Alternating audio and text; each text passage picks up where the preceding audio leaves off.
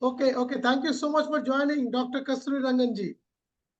Thank you, Amit. Of course, I can't say no to you whenever you call me. Nowadays, you do it with a lot of care, whether I should be disturbed for a particular function or not. But most important to me, I know that over the last 3-4 years in which I've been in contact with you on many of these issues, particularly focusing on education, I know that you have been very focused on this. You have been trying to promote the various aspects of the national education policy, and you wanted to make sure the right people articulate the ideas that are a part of this policy. And in this, you have given me some level of an important role.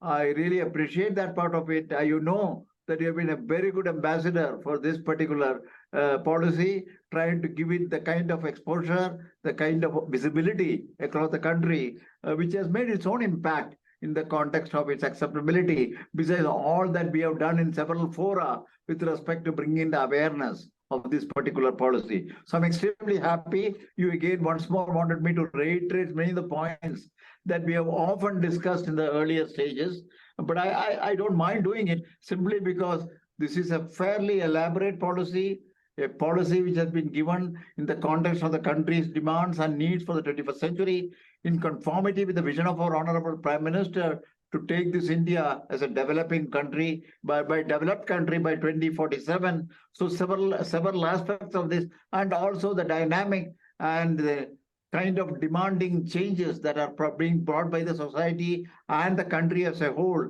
in the context of whether it is economical, whether it is political, whether it is social, or whether it is cultural, and many other aspects of it.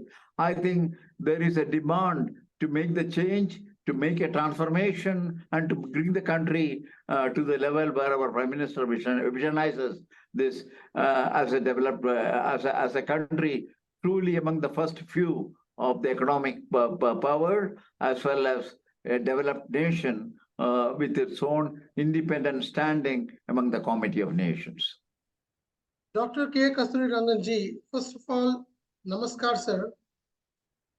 This is, an opportunity for the world to understand as to what the vision of the Honorable Prime Minister, who represents the vision, desires and expectations of 140 crore plus Indians. What is the vision of the Prime Minister to take India forward? And education is definitely being a cornerstone or pillar, kind of a pillar for making a mark at the global arena. Prime Minister has laid a special emphasis in the last 10 years, culminating with the formulation of the education policy, the National Education Policy on 29th of July 2020, under your unparalleled and unprecedented leadership, which needs no introduction. Prakash Javadekar was the HRD minister during those corona-affected years. Last time when we spoke in detail and you graced the occasion of addressing, we were very, very fortunate to have you speak about the NEP's initiation, the grand launch, and it was in the year 2020 when India was grappling along with other nations with COVID. Now, 3.5 years down the line, it has concretized in some ways. It has been shaken up in a few ways. There's a long way forward, but we don't have much time because 2030, who is probably one of the cornerstones on the kind of landmark or the watershed years in which we are going to assess the impact of the education policy, which replaced the 35-year-old policy in 2020. Dr. Rangan, please take us through the broad contours, of the policy in brief, how it has been accepted in the last 3 years on the field, and what have been the major areas of improvement that you have found. You also chair the NCF, the National Curriculum Framework, sir. And what are the areas of improvement that will further lead to its acceptability despite the kind of vagaries of a federal structure that we face? And those things we will discuss as we move along. We've got probably 30 minutes of fortune with you today. This is going to hold the entire nation definitely in good stead, especially the academic education and India's growth and future growth story.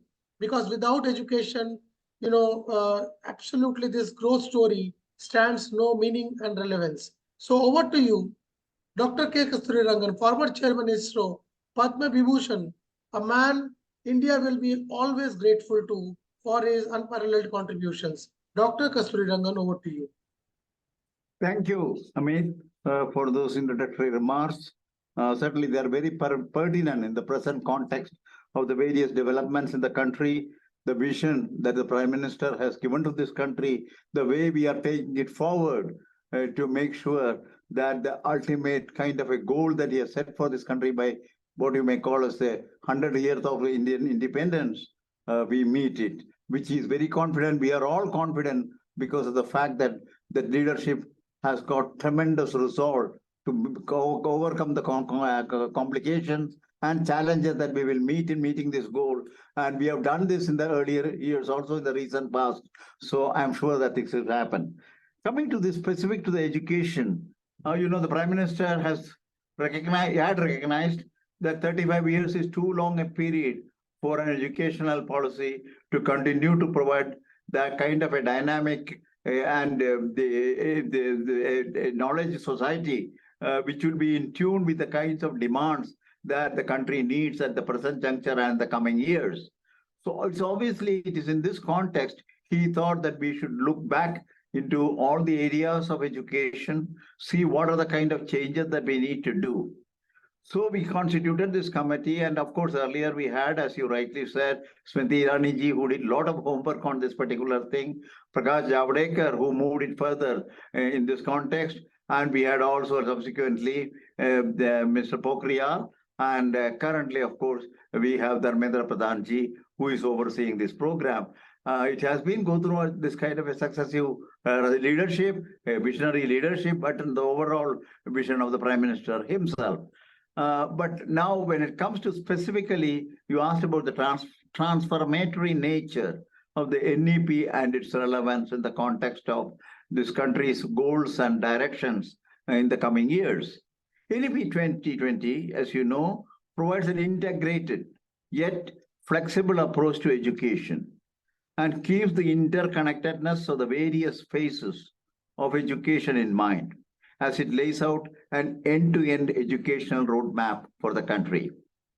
The reality of education, as you know, is that it is a seamless, continuous process from birth all throughout life. And that is very important for us to recognize that this is not a one-stop issue with respect to education. Advances in developmental, cognitive, and educational psychology considerably influence our thinking about how we need to address the teaching learning process of the students and to restructure school and higher education accordingly. I want to emphasize here that science and logic and the kind of knowledge that we have got about the trajectory of development of the youngsters has all weighed considerably in the context of we discussing this question, what is the best way to conduct the school education right from the beginning. So the new 5+3+3+4 structure of school education is based on our better understanding of the scientific basis of the child's learning trajectory from birth to secondary school. The distinction, I want to say this important change that we have brought in, the distinction between curricular, extracurricular, and co-curricular, as well as between arts, sciences, and vocational subjects are done away with, which is a major step forward in making the education holistic. The NEP 2020 accounts for transformation at all levels and domains of education, thereby ensuring reforms in education as a continuum. The shift in school education, especially secondary education, will significantly impact higher education and vice versa. The learners coming from such a transformative ecosystem into higher education will be better equipped with higher exposure and early exposure to liberal education, which is central to the multidisciplinarity and holisticity of the overall education, which the policy emphasizes Also, I may say this with respect to undergraduate education in the policy, which want to really bring in the liberal education component of it, make the education truly interdisciplinary and holistic at the undergraduate level. The employability of the youngsters as they come out of the undergraduate education would be far, far higher and really oriented toward the kind of job demands that they will face when they enter the job market. And of course, we have now areas like research and other things on which we have put special emphasis, knowing fully well that the knowledge society that we are envisioning for this country certainly has to have a very strong research base as a part of an integral with the education. The key pillars of a quality learning environment are curriculum, pedagogy, and assessment. They are critical to enable an optimal learning environment. The NEP 2020 puts emphasis on these pillars to ensure holistic, multidisciplinary, skill-based, and value-based education. Extensive.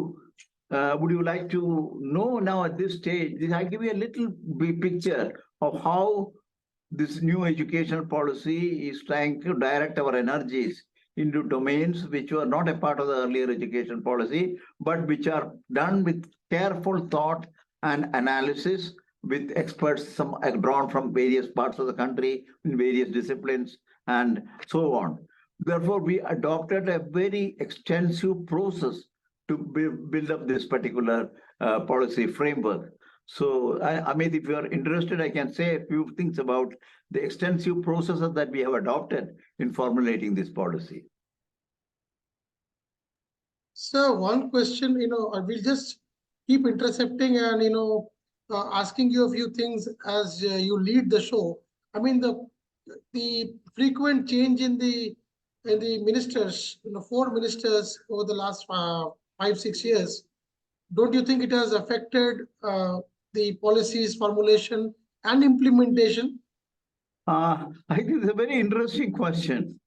When Javadekar ji called me on telephone and said that he would like me to chair this National Committee on Education Policy, he had in mind certain members were given to me, and we were asked to go into the details. And there was the earlier work which I said about the Smriti Irani ji's thing, TSR Subramaniam's report, and things like that.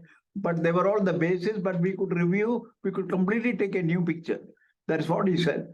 But we leave it, he never laid down any framework for the kind of thinking, the kind of formulation that we need to adopt. That I want to emphasize this aspect. Then we continued with the same thing when the new minister from Prakash Javadekar, it was taken over by Pokhriyal. He also, they were all prime ministers who were willing to hear what we are trying to do. We are sizing the progress, the kind of schedule we are setting for ourselves, the type of problems which we are going to face, and how we propose to have a plan to overcome or at least resolve them at the various levels in which the consultation will go on. So beyond that, the role of the minister was more restricted with respect to ensuring that our work goes smoothly, and if there are any bottlenecks with respect to procedures, administrative and other kinds of things, they were willing to address. But they were not giving us any kind of an orientation or suggestion. This is true also with the present Prime Minister. Minister was they are very particular about taking reviews, trying to understand where we stand, status of the various ideas, and also, are there any bottlenecks in interfacing with government agencies? Are there any problems with respect to getting a particular agency to discuss with us with respect to certain areas that we want to clarify? These things, they were very helpful. And we also understand, and at no time, Prime Minister also considered it important for us to be called and told about what he has in his mind. He left it to ourselves. What I want to say is, once the committee was formulated, constituted, it was our job, and we continue to do that job, not at all being constrained or influenced by any system, whether it is because of the minister and their changes, or even with the other kinds of institutional mechanisms that the government may have. So all I can say is, what would be the so what is the difference between extracurricular and co-curriculars? I mean, the question is, We have now a curricular framework in which the school education goes on. We have also areas like the children are taught music, children are taught various kind of arts, children are taught sports. And these are all extracurricular activities in this because they are not a part of the mainstream education. And they are given there. There are some options are there, some facilities are there. They will try to pursue this more as a thing outside the learning process. In our case, what we have done is to make sure that they have all a value in the development of a personality. As you know, the younger generation is now faced with several aspects of challenges and also several aspects of environment, which are really very demanding. Knowledge across the spectrum of various national endeavors and global endeavors is critical to ensure that you confront them with the appropriate strategies. Learning, this is a total knowledge system that we need to have. Is in this context, extracurricular doesn't mean now in our interpretation, things that will be studied outside the study is an optional kind of a thing. It helps to develop the personality to the fullest extent with respect to the ability to face the realities of the present society. So it is in this connection, we have made sure that the extracurricular activities and co-curricular activities and distinction between various art things like science and arts and social sciences. We have done away with to make sure that the youngsters have about equal importance for learning all this. They try to understand as much as possible in all these areas. And there is a totality about what they finally achieve at the end of the education. So that's the point. Dr. Rangan, I'm sure there's a lot more things that you need to tell us. Just one more question about the gradation. You changed the system from 10+2 to 5+3 plus 3 plus 4. That is the new system that has been proposed. Now, how is it different? If you look at the child, school-going child, we had a lot of consultation about the most important thing is the ability to assimilate the knowledge of a particular level and complexity by the child, depending on the age at which the brain has gone to a certain level of development. Now, if you look at the trajectory of the brain's development, by the age of 8, about 85% of the brain development takes place completely. So, and there are different stages even in this 85% brain development with respect to perception, the person to understanding, able to understand abstract ideas and things of that kind. So these have been properly understood at in which, on the average, in which age, what happens and what ability it develops in the process. So accordingly, we had made sure that the 5+3 plus 3 plus 4 will provide the necessary inputs in terms of knowledge and education for the youngster, which are appropriate to that age and the development of the brain, or what you may call it, the psychological, the psycho capability and things of that kind. So our whole 15 years of education, from 3 years to 18 years, divided into 4 stages, really reflects the ability of the child to learn of an appropriate level of knowledge and complexity, and also prepare itself for a higher secondary education, which is the last 4 years, so that they make necessary choices with respect to the kind of profession it wants to take up in the later years, whether after leaving the school directly go for a professional job, or whether you want to go from there into the higher education, or to go for a professional education or a skill education. All these options, it is able to comprehend the implications of this and the importance of this in the last 4 years of the 15-year education. So this has been very carefully weighed. And as I said, the most important and central aspect of this particular aspect is the question which is related to the understanding of the scientific basis of the child's learning trajectory from birth to the secondary school. And doing away with the examination system? See, what we have tried to do with respect to the examination system is, there have been a lot of discussion. The examination system really boils down to rote learning. Rote learning, it boils down to the question of memorizing. And memorizing boils down to many times remembering facts and figures without understanding the implications of this. This is one of the things that has really created a major problem with respect to the child's ability and understanding at the end of a school education, for example, for pursuing higher levels of profession and also gaining higher levels of knowledge. So that is where we had to make sure that the system of education will enable you to understand the very principles and basic aspects of knowledge, and why and how you ask more and more with respect to that, and do not simply fall prey to some facts and figures and some statistics and quote it in the examination. So that is where we wanted to make sure that we been away from the practices of examination to a method of formative and formative assessment.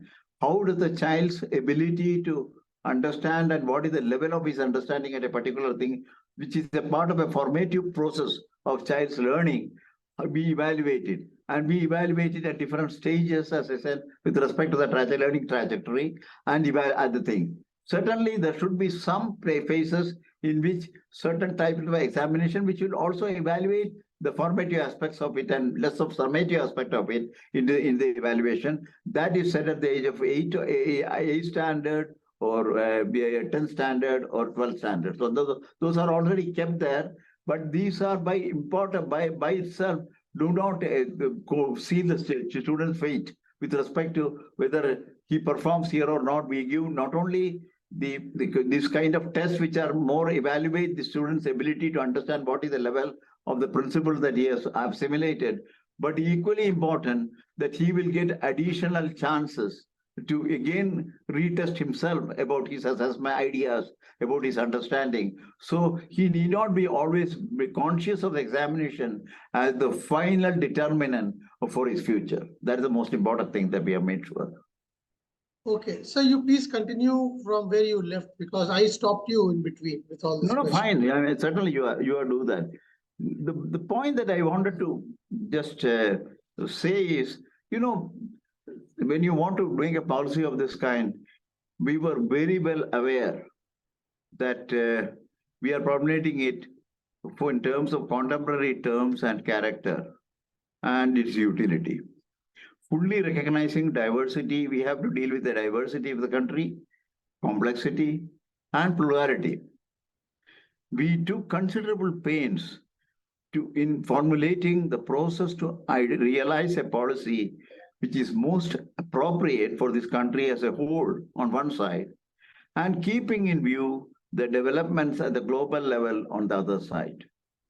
Even though there are earlier studies towards formulating this policy, given the reactions and responses of the public, I mentioned about the earlier study that have been conducted, and including the very detailed report that TSR Subramaniam, a very extensive report. Our committee revisited the entire policy because of the type of responses we got. And we had additional consultations, like 300 institutions, individuals, groups, and so on. So it took us about 3 years for us to ensure that we not only identify all the critical issues of education that are pertinent to our country, the problems of the earlier policies, but also not overlooking many of the considerations mentioned here.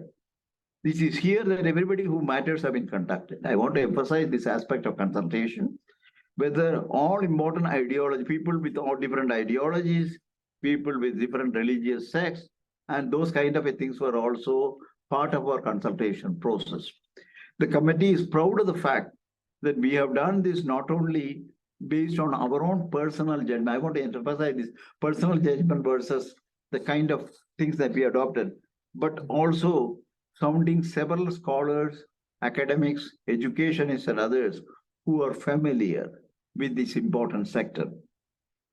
All through this exercise, we are very conscious that what we think. I want to emphasize this. We were very conscious of what we think, what we do, and what we write will have the implications for the future generations, which made us consult practically everybody whom we thought would have a say in this matter, because this, I want to emphasize this, and Amit, because this is one thing in which we are very proud of the fact that we got the best of the inputs from who matter in this country, because we wanted that to be a realistic one with respect to the country's demands are concerned, and no personal opinions and no personal views are the ones that dictated this. This is what I want to say. The draft NEP 2020 next was subject to a public scrutiny. We put it onto the public domain. And we got something like 2.5 lakh responses, one of the highest response for any public domain issue in this country, and indicated that over 85% of the respondents were in favor of this policy. That is the other part of it. And these responses, even then, we carefully went through them. We made sure that we reviewed and appropriately incorporated the worthwhile presentation opinions into the final pre-panel version. And that was reviewed also by experts. We put some peer review process. We selected people who are not a part of our policy framework formulation or discussions, but who are also in their own standing in the educational field and academic field. So we consulted them through a peer review process and got their final views also on the matter, which we also incorporated. So these extensive consultations and their systematic incorporation has ensured that the federal and the secular nature of our constitution, and raise this question of federal and secular nature of the constitution, is reflected in the NEP 2020. That's one thing. Dr. Rangan, Kailash Satyarthi, was he invited? We contacted him. In fact, I should say, whereas certainly Kailash Satyarthi, I think if I remember, my colleagues contacted him and had some chat with him. I'm not very sure whether there was any serious discussion with him. But so far as the children's case is concerned, we not only went through the normal process of the educational part of it in the 4+3+3+5, but I want to tell you that we had several offline discussions on individuals who are very good in child psychology, for example. School education as a means of bringing in many dimensions of knowledge, specialists who worked on this. The children's welfare, the children's health and other kinds of things, the provision of necessary things for the handicapped children. There were many such parameters which we take into account. I should say, in a sense, what Kailash Satyarthi was representing in terms of the children's interests and their future and their welfare, they were covered through a large number of consultations at different levels with people who had the expertise. And if I remember rightly, there was also one attempt to contact Satyarthi himself for getting his views. But even if it is not there, I can assure that these things were done with the full extent that this women and child welfare, for example, we consulted them to ensure that all possible parties who are interested in this kind of a thing, they're all consulted and their views taken. Yeah, that is the reason I mean, no particular specific individual was relevant in my question.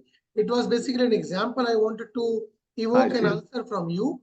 Now, sir, also, if I talk about, say, contemporary, for example, just a little bit of, digression from the comments that you're making. Social media has had a big influence on education, on students, on society. How much emphasis has been laid on the utilization of social media and the involvement of social media in terms of because you see, online education is what was driving the world when you came out with your policy, because everything was happening online. Even now, people are into online education. How much focus have you really put into the importance of online education and social media into the NEP? As a mechanism, there are several mechanisms in which the knowledge can be delivered. And the social media, the online education and things like that are a part and parcel, include distance education, areas of consultation, special classes. And there are many, many models in which the education is important in this country. One of the things that we did was we never went into only one area. even though the primary area was the one in which either the school systems or the higher education system mainly provided in this country through institutional mechanisms were one of the key elements. But in no way that became the only source of our kind of consideration in formulating the policy. So we have given equal importance. For example, take the case of the distance education. The distance education is still considered as a poor second to the mainstream education. We are now, you see the amount of detail we have gone into what should be the structure of a distance. We don't want to do away with the distance education. But the structure that we have suggested is one in which these will be as rigorous and as responsible as the actual classroom things. So this has to be conducted by universities, which have got the regular type of education available to them, and therefore the translation of that into a distance education mode. So we make sure that the distance education graduate does not suffer by kind of inferiority with respect to the mainstream education by having this kind of an arrangement institutionally. This is one good example of this. We have gone into all the types of various technologies, the kind of disruptive technology that will come into picture, the type of technology that came up during the COVID times, and some of the very good lessons that we learned out of the COVID times in this kind of a thing, many of which are pertinent to the type of question that you are talking about. We studied all of them, we consulted the concerned things. Some of the states are very successfully implemented. Karnataka is one of the states we did a lot of things with respect to the COVID strategy, which is also very adoptable with respect to school education later on also. So these things, so we have gone into all possible known important methods of imparting education. We have also considered the views of the people who really were part of the whole thing. The pros and cons we have to, of course, take into account. I also want to say that the total thing doesn't mean that we have the panacea for all these kind of problems also through only technology. So we also consider that question with respect to, are we doing everything with technology, and will that be a panacea for tomorrow's education? That also we have addressed. In fact, I should say one of the very important recommendations that we have made is the National Educational Technology Forum, a forum that will address the various type of technologies, both the current and the emerging ones, which will, what is their implications with respect to the child and its understanding and its outlook. And this is very important, psychology, culture, outlook, and things like that. So there will be a fairly comprehensive assessment of technologies before they are introduced into the school education or other types of education. And so we have now created even a forum like that, a consultative forum, which will provide feedback to state and central governments with respect to how a technology can be used as a substitute, standalone, or as a additive to the conventional education. Sir, one very important question, before you move to the next level of, because, we're taking it at the school levels, infrastructure, other things will come up, and then finally we'll close. But, and then, yes, the controversies and how do we take it forward? So, history has always leaves an indelible mark on a child as a human being. Now, the way we teach history has been a big question mark over decades of how much emphasis have you laid on fine-tuning history and probably correcting the mistakes of education, especially from the historical perspective, because that has been a big controversy of the last few years, wherein dispensations after dispensations are being, they have been accused of distorting history and using education as a medium of driving their agendas. I only want to say one thing. The knowledge systems, Indian knowledge system is one of the key elements of the kind of education input that we have tried to identify in the curricular framework. One of the important areas with respect to history is there is quite a lot of, the historians certainly have their views, and there are many views for historians in many contexts. This is also, we are fully aware of it. And we also are aware that historical things are much more important when it comes to addressing specific states with their own internal histories and other kinds of things, which they are very proud of. So we have made sure, first of all, I want to say that whereas the main curricular framework or the main formulation of the policy thing will be all related to the national level knowledge systems. There are specific to the states, and we consulted the states with respect to those areas like history, logic, and many other philosophy and so on, where each state may have its own inputs in the formulation of the policy and also the curricular framework subsequently. So we got that particular thing, and there were 25, each state had a committee to look at this aspect of it, and their inputs were also considered with respect to the formulation of this. So we have done central level and state level consultations, and we have done consultation state level even at the district level consultations, and district level even there and then through electronic means. That is the other part of it. So there have been a very wide range, and this includes areas like history and very things which are local or region specific. So this we have taken care of it. But there are always, of course, ultimately when it comes in the form of teaching and learning materials, and how do you have a textbook which contains certain type of information, which may or may not be the ones that is a universal agreement, that will continue, and it will be, and we grapple, and it will be solved.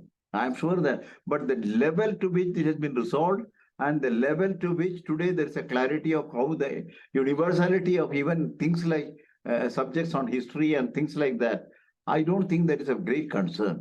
What we see is a very small pockets of this kind of opinions, but by itself, it doesn't influence the overall spirit and letter and spirit of the policy and its implementation. That I can tell you. For example, if I ask a very small, cite a very small example about since my memory serves me, as back as my memory serves me, I don't remember any of the history books mentioning, for example, the freedom struggle of India is an integral part of my personality as an Indian. Now, all of us, are inextricably linked emotionally with the freedom struggle. We hardly find mentions of Maravin Kone or Venkaya Pingala Vengaya. These kind of people who Prakasama, these guys, South Indian, freedom fighters. It's always about the North Indians who are mentioned in the freedom fighting struggle. If, I can name UK. We all know all the names. But if I talk to anybody and tell him, boss, tell me 10 South Indians, the first war of independence fought by Marakkal against the Portuguese. I mean, probably even that in the 16th century, nobody probably in the other parts of the country apart from South would be knowing. So have you put in some, balancing act behind this historical distortions? We have put enough flexibility to introduce all these missing links through expert evaluation and opinion. Because we are ourselves not the right party to do this, because we don't write books and we don't write opinions about history and geography and so on. But the general approach with respect to history of India, the Constitution of India, the knowledge about India and the traditions of India, they are all been properly put in a way in which the right perspective can be provided to them with responsible inputs on this. But considering that there could be differences between different ideologies or other kinds of things, there could be a continuing process of debate on this particular thing. But certainly the fundamentals of what you said about history or related subjects certainly have been put down in the policy unambiguously with respect to the need to have the Indianness India-centric and also factual aspects of history and other developments. That means you're telling me there is no emphasis on the RSS ideology or the saffronization of the curriculum. I should say no ideology. Every ideology has played its role, or no ideology has played its role. There is nothing like one policy or one ideology or one. There is nothing of that kind. Then the next question that would come from this would be the language issue has been a very big issue right from the 2019 draft and all that. And today we are in a stage wherein recently it was announced that till class 8 education shall be provided in the native language.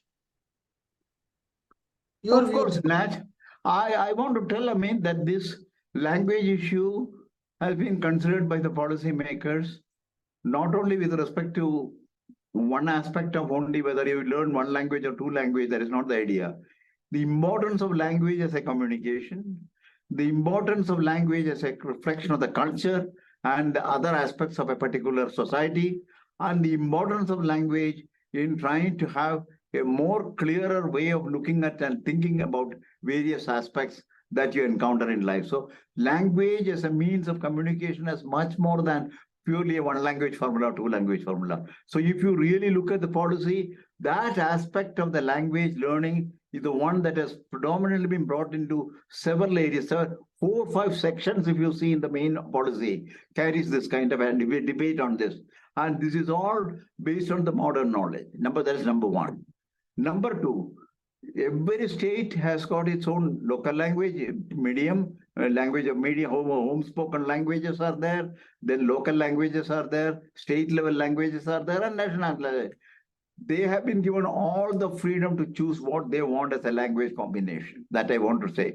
There is no there is no constraint from any policy maker in this system which will put a certain constraint that you learn this language and not language, or you have to high level.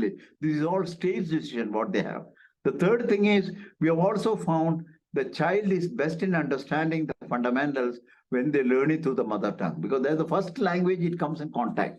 So we have made sure the scientific aspects of language learning is also taken into account. That is where the importance of learning mother tongue or home language or the local language comes into picture. We have supported that part of it, and that is why we said the importance of learning through mother tongue in the initial pages becomes very important, simply because of the fact your ability to comprehend is much better in your own mother tongue than through the other language. That is the third point that I would like to make. Fourth, we also recognize India has 18 main languages and many other kinds of languages, classical languages and other kinds of things. So